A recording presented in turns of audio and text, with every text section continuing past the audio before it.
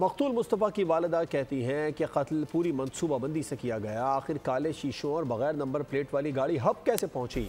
उन्होंने शुबा जाहिर किया कि कत्ल कोई और भी मुलव्विस है। मुस्तफ़ा की वालिदा SSP अली हसन के खिलाफ भी कार्रवाई का मुतालबा कर गई।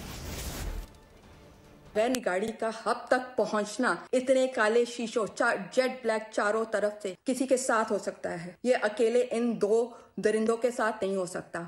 अरमगान और शिराज अकेले इसमें नहीं है, मैं आपको बता रही हूँ। This was a pre plan thing. मुझे नहीं समझ में आ रही है कि वो एक ऐसे मुकाम पे मेरे बच्चे को जाके जलाते हैं जहां से कोई आवाज नहीं आती है। वहां से वो लोग पैदल आते हैं।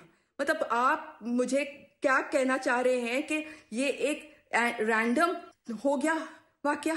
नहीं, ये रैंडम नहीं है। SSP अली हसन मेरे बच्चे की किरदार कशी करता रहा, कुछ नहीं किया 20 दिन तक। उस पर पर्चा काटूंगी मैं।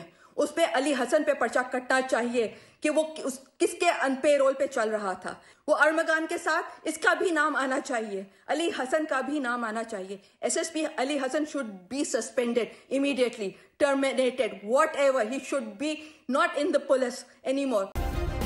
सब्सक्राइब करें और बेल दबाएं ताकि कोई खबर रह न जाए।